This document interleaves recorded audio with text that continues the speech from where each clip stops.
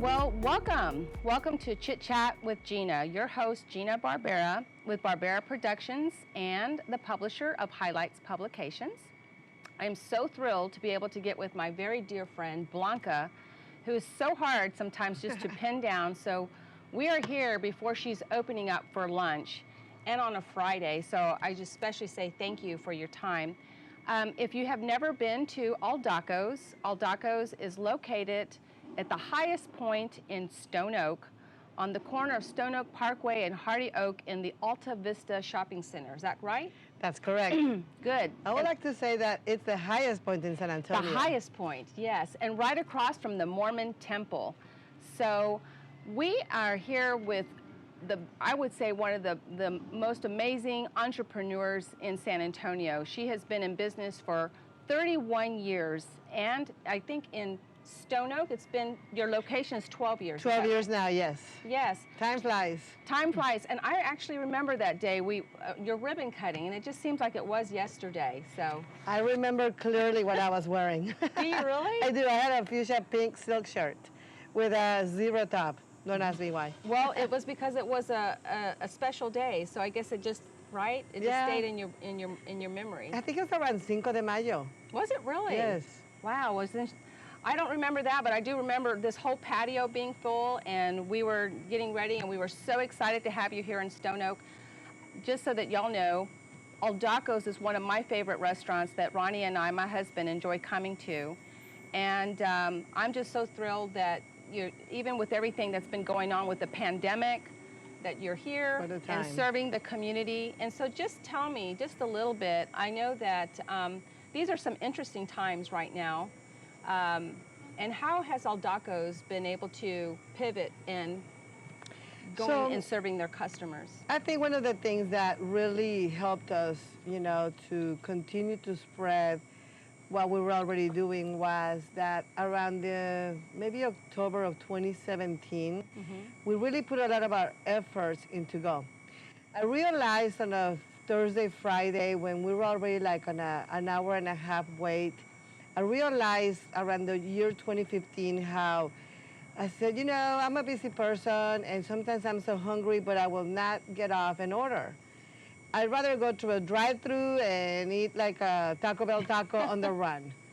So when I noticed that people were getting off and fighting the parking lot and getting out their car and getting food to go, that told me a lot. Okay. And I said, we really should look at our containers. So we started working on different containers, different bagging processes. We went from one person taking the order to a dedicated person to make sure that there was accuracy, to a team that it was a duo that one was taking the order, one was packing. So there were a lot of effort in there to make sure that the order was correct when it went home. So as we moved on and we continued to transition, 2017 became the curbside. We started doing curbside. It was directly around behind the building. And we had our 3 dedicated spots, and we had the square little thing that you go and charge. So around the year 2018, we moved on to order online, where you could order and schedule online. So that was really when the pandemic hit, we were super ready. What we had to do then was, how do we meet the demand, overwhelming demand that went from a staff of 62 and entirely to on a Friday night we had 45 on the clock to 10 people taking the orders out. How did you do it? Well, that was really hard. We had 10 people in the kitchen, we had 10 people in the front throughout the day. We had like a 10-hour shift. Okay. So that was really, really hard because, well, part of life. Oh, that's not thunder. That's the trash can. We're going to hopefully get through that in just a second. Yeah. There it is. Or we can edit. Well, there you go. It's over. So with that, it became that it really became a very, very fierce determination to succeed. because at that moment we were no longer, you know, having table 1, table 5, table 20, you know, the usual routine that we had. You know, server comes in, takes your order. Yes. Server places the order. Server picks up the drink, brings it to the table. Can we get your order now? Puts it into the computer, goes to the kitchen. Normal ticket time on a Friday night, 25 to 30 minutes, depending on what's going on. You get your food, consume. What else can we get for you? Yeah. Would you like dessert? That whole experience was gone. So it didn't give you that spacing that you were... We had no spacing. Oh, we my didn't have a gosh. designated table number. Wow. So it was really, really hard. We had 99% of the time we had accuracy.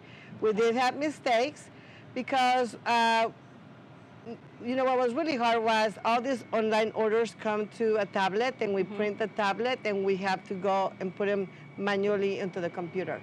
Yeah. So there were many times we had questions, so we had to call back the client. There were many other times that our guests placed the order on their Gina, and Ronnie was picking up. But when Ronnie came to pick up, I'm here for Gina. So finding that order was really, really, really hard. Okay. And so that was one of the things that delayed us, that did not allow us to get back to our customers soon enough. Okay. But nonetheless, you know, what we had to do, we had a lot of internal duties to do, and that was to, number one, remove all the china from the hot and the cold line. It's about 32 long stainless steel line. After that, we began to realize that we needed more telephones right next to computers. Then we began to, all our tables became staging for our food to go. And then our 2 private rooms became the warehouse for all the containers for food to go. We had to switch 100%. And wasn't that, I guess, looking back, and now you've adjusted to everything, but did it kind of surprise you that everybody was able to just pick up and, I mean, your team and... Not everyone made it. Okay. We did have some of your favorite servers that you know, they were just so used to a strictly server, and was not able to marry, you know, the points where we had food and we had to bring the bar to the order. So, you know, they were going in circles. They couldn't marry the two and go out. Okay. And about 80% of those orders were paid online, so it was a simple thing to do. But we couldn't get them to do that. So mentally, they had to wait till we reopened. Okay. So I ended up with all my managers. So that became the team, mostly managers. We did have a couple of very strong bartenders. We needed a bartender on duty all the time because we were getting drink orders from the time that we opened till the time we closed. That's awesome. It was. Wow. Very thankful to TABC for passing that law that really... Not only did it benefit our restaurant and everyone's restaurant that had a liquor license, but it also allowed us to, of course, hit higher revenue that allowed us to keep staff employed. Okay. Because when we were at 20, when we first, overnight, we went from 62 to 20, and that was 10 in the front and 10 in the back. You know, we brought in about 5 or 6 within 3 weeks because it was that busy. And it was just, you know, it was adjusting every day. And today, we're still adjusting. How does it make you feel, I guess, with everything that's happened and seeing your customers, I guess, to still, I mean, because this has been like a second home for a lot of us. So just the, I guess, support of your community here. The community in Stone Oak and San Antonio, and I speak for all the rest of my restaurateur friends, they have said that the community of San Antonio was preview, you know, very, very clever, or no, very, what's the word I'm looking for, like very determined to support local restaurants. Yeah. They were very determined. They were, we're here to help. The Stone Oak community is doing fantastic for us. It's a great community. We have everything in Stone Oak. It's a little city where you have everything. I mean, you have the schools, you have the hospitals, you have the homes, real estate, oil and gas, medical, everything. Yeah, and I saw even too, like on Facebook, some of your friends that were trying to do some things and getting dinner for people, or for like our those that are in the medical community, The first responders. the first responders. Now, Ruth Horace, who is a dear friend as well, she has the biggest heart. She supported one day about 30 fajita pounds for families. That's awesome. She did that with the moms in the Stone Oak group. That's an amazing group as well. Slow and Low and Silver Eagle came in, and they also supported first responders. So, you know, there was so many people, not just in the Stone Oak area, but again, I know several friends that have up to $1,000 for the first people that just want to come and pick up some food. That's awesome. Yes. Well, that's awesome. So it's Friday, and you're getting ready for... Got out of bed earlier than usual. So tell me, what are you expecting today? What's going to be happening? Lunch is going to be opening up soon today? And Yes, so Friday. Fridays are always, we do great sales on Friday. We do great sales on Saturday. They're almost identical, except Saturday is slow and continuous, and Friday is fast and furious. It doesn't matter. So today we will have a very good lunch, and people will probably begin enjoying a cocktail as early as right now, as we should. Oh, good. And people are very social on Friday. There's a reason why they call it Social Friday or Friday. But there's, so we will be very busy. We'll start seeing teams of people coming in around 3 for happy hour. Okay. And they just come out, and then by 6 o'clock, the place is hopping with a wait. So we adjust as well. Today we do our prep work is very different. We begin rising the par on Wednesday for Thursday, and then Thursday for Friday, and then Saturday for Sunday. Okay. From Wednesday on, we're busy. Actually, every day we have been real busy. Thank you very much. So what have you been doing to try to, I guess, for safety and for people feeling comfortable coming into the restaurant to eat during these times? What are you doing to take those extra measures for safety? So we are definitely following the Texas Promise. And to begin with that, the first item is that you have to take the temperature of all the team that's coming in. Okay. We are not taking temperature on our guests because, if anything, we're asking our hostess to get in proximity close to somebody. So that was immediately everyone in the restaurant business said absolutely no way. Okay. So we asked for that to be changed. We were asking our hostesses to get close in proximity. Oh, okay. So they immediately overnight changed that. That's good. So, but we do take the temperature on everyone. At one point around the end of the middle of June, we asked everyone to go get tested. Okay. Even though they said that if you don't have any symptoms, you shouldn't get tested, but we still went. Okay. That was good to know. So we have that on record.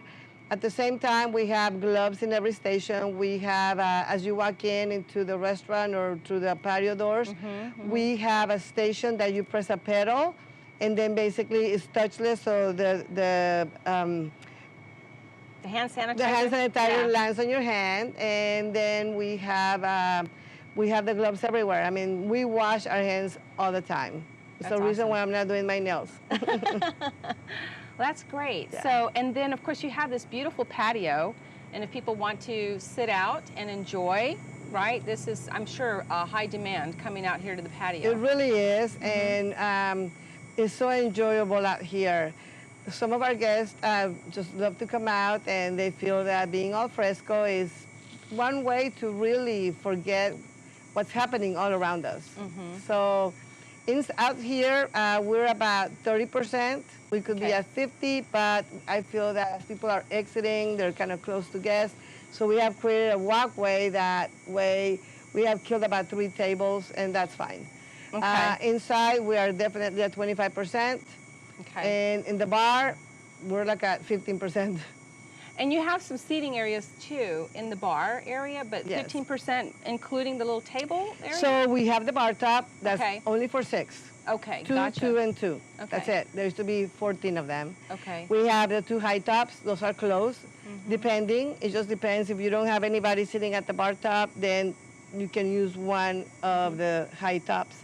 We have a round table that everybody loves. Yes. And only on Tuesday, Wednesday, and Thursday, we bring one more table. Okay. One more table. But today it's already out after lunch. And by the way, it's a beautiful bar. Blanca did a whole renovation for her 30-year anniversary last year. And so it's called The Office, right? And how did you come up with that name? Well, you know, being in Cabo, there is an office at the beach, so that's kind of like a copycatter. Hey, but it works. Yes. That's awesome. And what are some of the, it's summertime, some of your special drinks that maybe people can order for happy hour? Well, so now that TABC, once again, thank you, TABC, has lifted the rules, we have quite a few options, but we do sell the MPO, everyone's favorite. That's the margarita for everyone.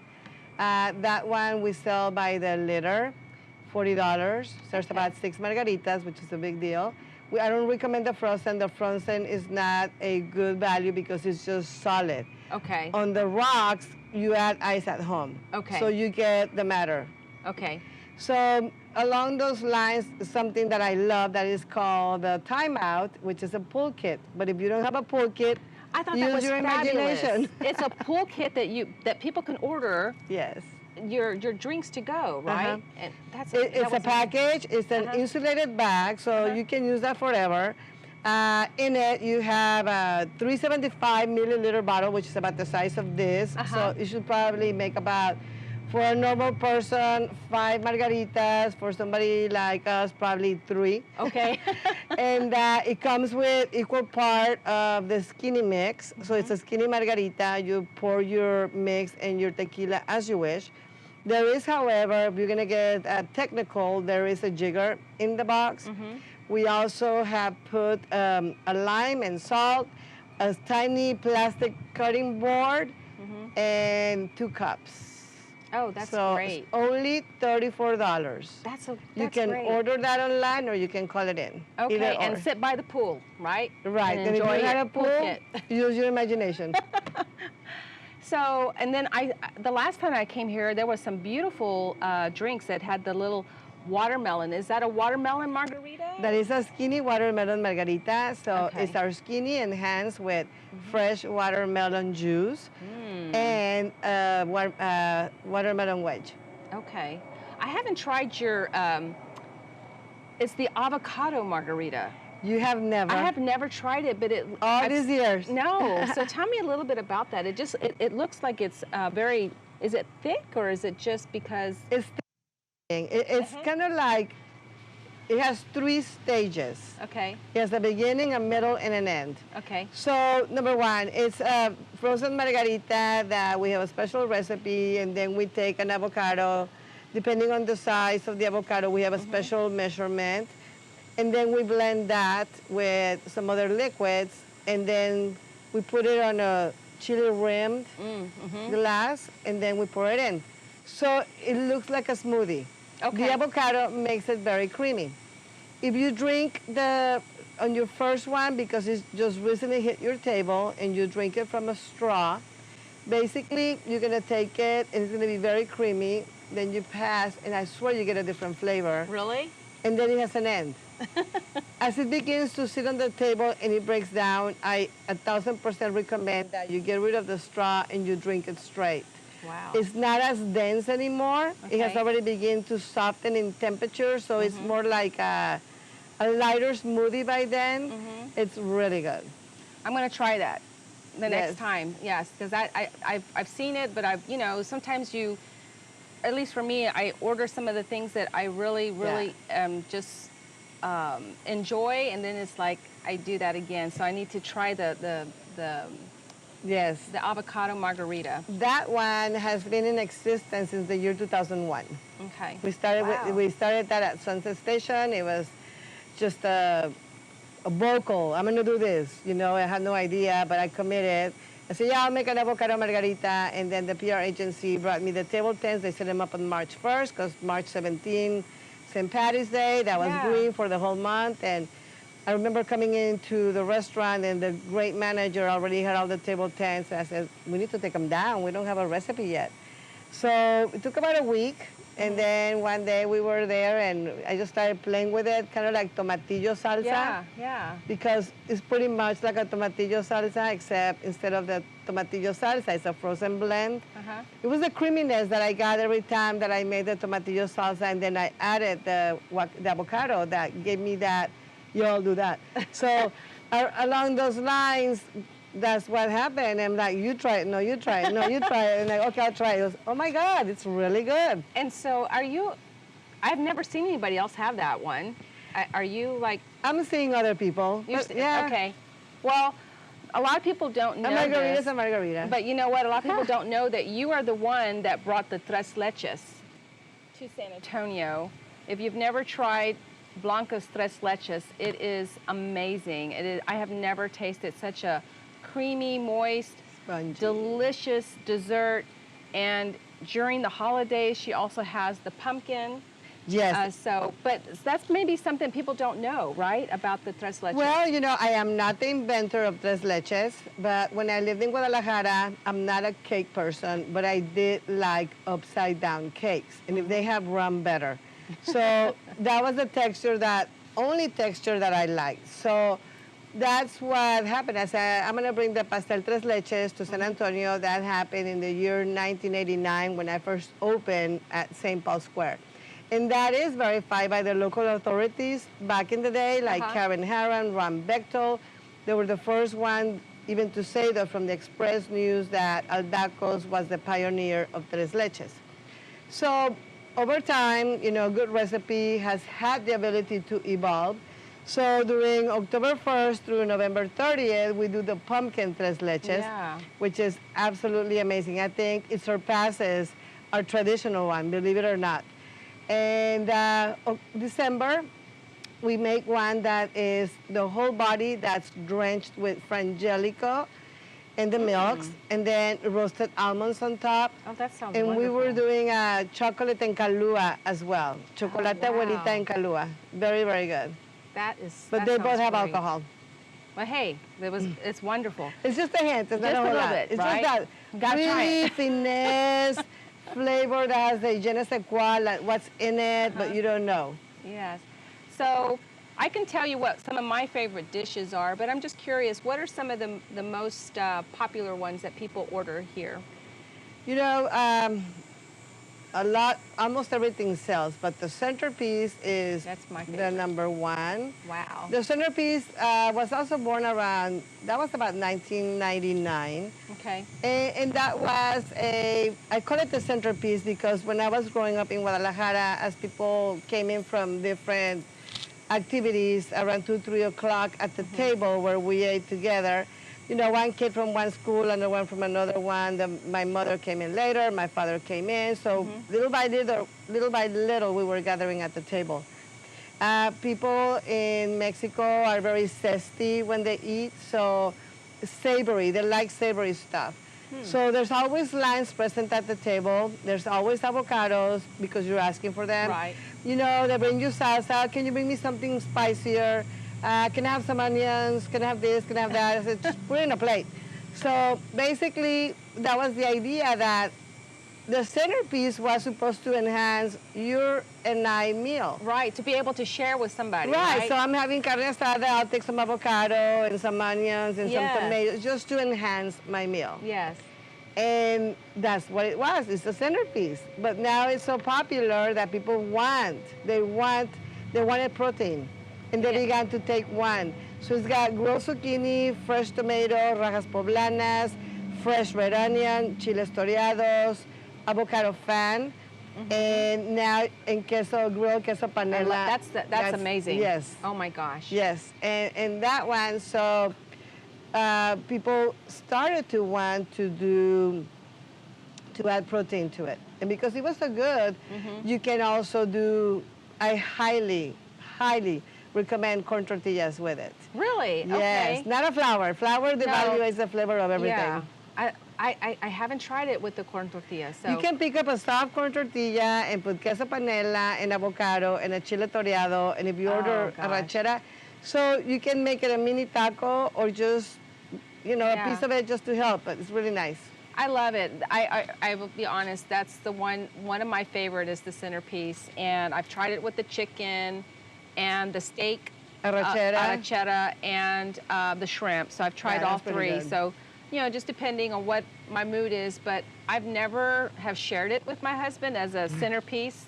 I've eaten it as my meal, and it's great. So I love it. It was a transformation, you know. And then Ensalada Tres Marias, when we were downtown at Sunset Station, I said, that salad is a phenomenon.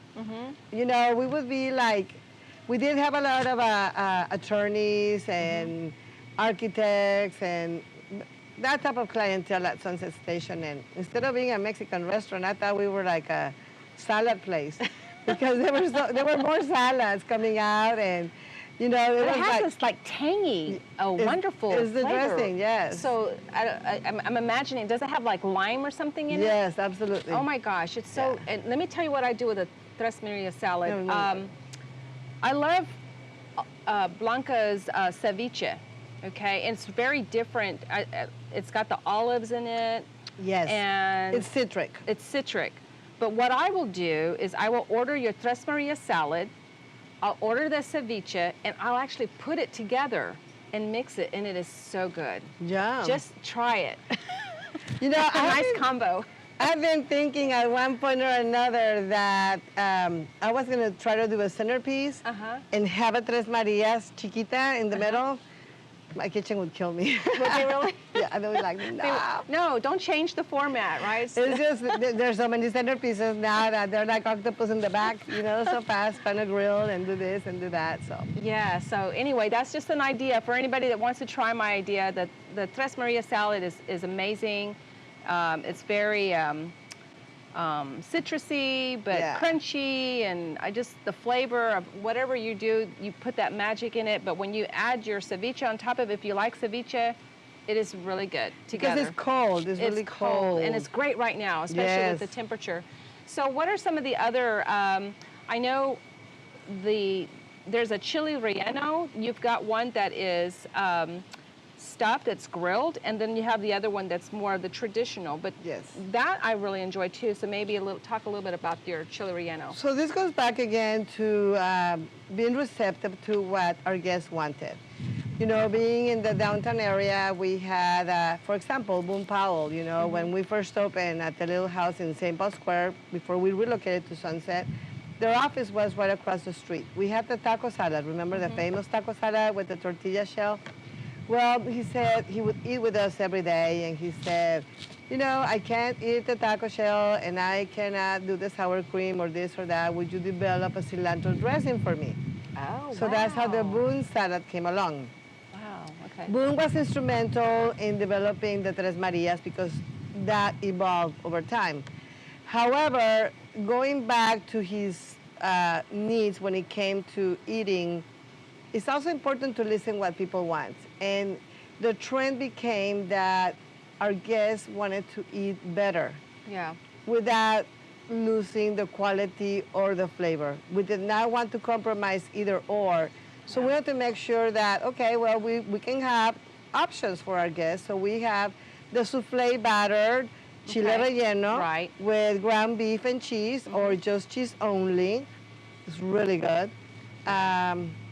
Then we also have the non-batter, which is the one that you're speaking about. That one. So that one is grilled, peeled in the vein, and then filled with your desire, which could be shrimp or it could be the one with the pulled chicken. Both are served with white confetti rice and ensalada Tres Marias. A totally different alternative to the traditional one that comes with rice and borracho beans. Right. So that was very, very important. So now you have more options. So now you have something for everyone.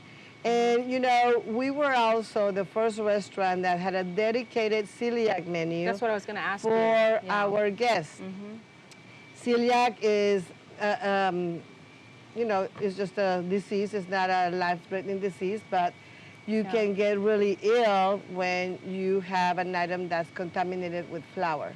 Okay. So this all credit due to Ann Barfield. This is back in the year around 1998. she would come, she would call to make sure that I was there. She was a very good client. And I want to make sure you're there because I want to make sure that I can eat. So it was so much frequency of her visit. I said, why don't we just develop? I can't be here all the time. Why don't we just develop? And that's how that came. And we studied the menu together. We went item by item by item by item. And I want to say that it's a celiac menu that we provide for our celiac guests. It's a gluten-free menu, but technically it's dedicated to our celiac guests, not for someone that's healthy and wants to just eat gluten-free, because we cannot make any substitutions. Okay. So the minute that you make a substitution, we say you cannot because are you gluten-free? No, I'm not. Then they just order from the regular menu. Right, right. You know, so that we can keep our celiac guests safe. Okay, that's good. Yeah. I mean, and have you always, I guess, I know that you do your cooking classes. Have you always cooked even when you were younger? I mean, where did the desire come from? Who inspired you to? So I did not cook when I was young. I lived in Guadalajara, and I had two grandmothers, very different. One had her own cook, and that was Doña Lupe. And then it was my paternal grandmother that she cooked everything, really cut everything really small, used the olla express to cook everything, and both cooked delicious, but one cooked from Rio and the other one from Doña Lupe. And there was just very fine dining adventures from both that when I moved to Eagle Pass and then relocated to San Antonio in 1985, well, I love to make tacos and salsas. That's what I like to do. And then I met Charlie, and you know, he had just moved back. He's from here, but had moved back from Odessa. Steak and potato. And like, I don't like steak and I don't like potato. So I was always cooking. He would come over and I would like always cook. You should open up a restaurant, and you should open up a restaurant. So started, you know, in a small little place, and we had maybe 10 items on the menu. And I did start with Don Jose, who was a cook that worked around there. He started working. He would sneak in cumin, black pepper all the time, and he wanted to cook caldo de pollo where I wanted chicken consomme. Yeah. You know, so he wanted the caldo de pollo with the potato that big cut up in the bowl and the chicken legs sticking out. And no. So we worked together for my vision, and I would correct his flavors. To what I remember. And together, just worked together for a long time. And then my tenacity just started kicking in. You know, I want to do this, I want to do that. So it's been 30, well now 31 years. Yes, and 31 years. You celebrated your anniversary, was it in March? It's March 28 when we opened. So, Actually, was it 32? It's 32, actually. Oh, wow. It is 30. Yes. Is it 32? Oh, my gosh. Oh, okay. 32 years. But so what would you give someone that's thinking about opening up a restaurant? What advice would you give them? Well, right now, pre-pandemic, anything. But right now, okay, let's just say pre-pandemic. Okay. Pre-pandemic, it would be to just make sure that, you know, you are in a visible place and that your lease makes sense. Okay. That your lease makes sense, because otherwise you're just working for the big brother. Right. I would probably make sure that you are automated, to make sure that, you know, you have the reports that you need to make sure that you are, you know, charging what you need to charge, and that your reports are in place so that you can examine your sales versus your cost of goods. Okay. And then compare to your fixed cost. That's not going to change. So that's very important. The second one would be to definitely have a good CPA. Don't wait. Have a good CPA that can tell you what you're doing, because I know that we restaurateurs get real busy, and you know, we don't overlook things. I mean, we can overlook things fast.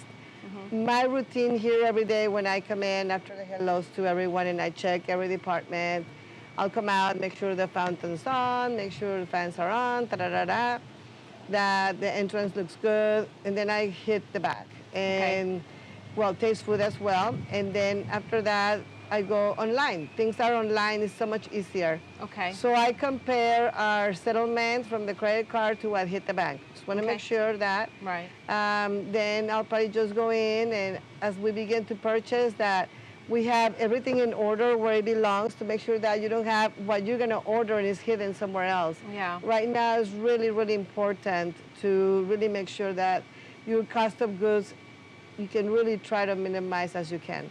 Something else that we do, that we did over time, and of course, you know, this, many years ago, kitchen was like, why do we have to do that? I said, because we have to. I just saw a lot of waste.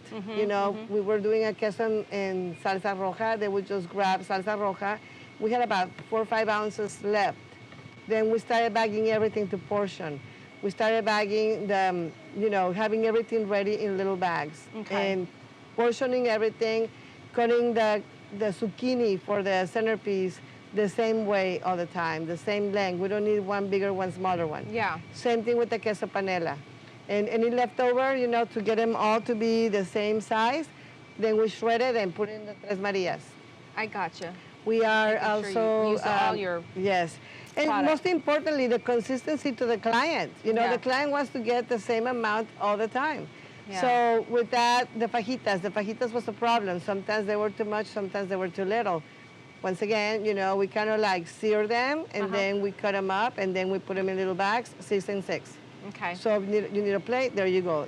6 ounces at cook weight is a nice portion. Okay. And then by that time, if we have a pound, we just have 2. So Okay. that way, we're always good to our client, which is really important to me. Okay, great. Is there anything else that you want to add before we I just want to say thank you. Thank you to San Antonio. Thank you to Stone Oak. Thank you, Gina, the mayor of Stone Oak. Oh, my gosh. Yeah, or the queen. Thank you. You do so much for the community. You bring so many people together. You know, you were doing... Well, we enjoy doing that. Yes, So. you know. You have to know that her calendar is physical. She doesn't do anything on the phone. I know. That's really something good. I need to work on. No, I think it's great.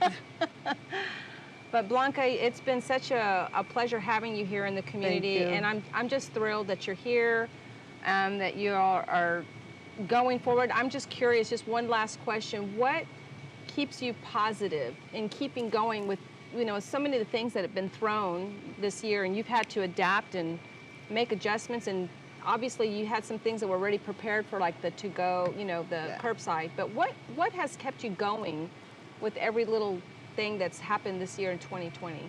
So I think the easiest part to answer that question is that Aldacos has an amazing team. Okay. You know, I have 5 staff in the kitchen that have been with me 30 years. Wow. That's my responsibility. Okay. I feel that, you know, it was easy to do it. We just had to switch our gear. Yes. You know, just have to have that determination. And I think most importantly, to calm down inside. Okay. Easier said than done, I know, but when I'm in the weeds, I go, in an hour from now, everything's gonna be different. You just have to have that high tolerance and say, this shall pass. Okay. But to really, really answer the question, I had a responsibility for about 60 people. Gotcha. And I know that I tried to keep as many as I could, and some of them just were not able to make it because they just didn't have the... Weren't able to switch gears. Like, yeah. But the ones that switched gears, man, they were impressive. And as soon as the dining room opened, May 13th, by May 10th or so, we're already calling and say, there's a rumor that May 13th is gonna open up. Who's ready to come back? Handful. So, yeah, just a handful. But July 31st ended, so we'll see. Wow. Well, so everyone, if you haven't tried Aldacos, come on out. It's Friday. Do we have to make reservations, or do we need to just... As good as we were, we tried to accept reservations pre-pandemic. We have realized that our guests is staying way longer. Right. They're not getting up. So if I accept the reservation, I can't get you a table. I gotcha. And we don't, you know, damn if you do, damn if you don't. If I come and say, please get up, you've been here 3 hours. Yeah, no, You know, I can't do that. So we do have it posted. It's a courtesy to people waiting. but we leave it up to them. Okay. So, you know, being at 25% and 35% on the patio, we are nowhere near capacity, Okay. so we cannot. Okay. So just come and wait. Maybe you'll give an idea of how long the wait is, if there is, on Friday. Fridays between 5:30 and 8:30 is hard. It's a little Especially bit. larger tables. We're only doing Okay. tables of maximum 10. Okay. Please wear your mask. It's really Yes. important. Yes, and obviously because of this, we're just wanted to make sure you could hear us. I have mine, I have mine. So thank you so much for joining in, and we hope that you come and enjoy Aldacos, and we thank you for coming and visiting with us with Chit Chat with Gina and here with Blanca. Thank you. Muchas gracias. Bye.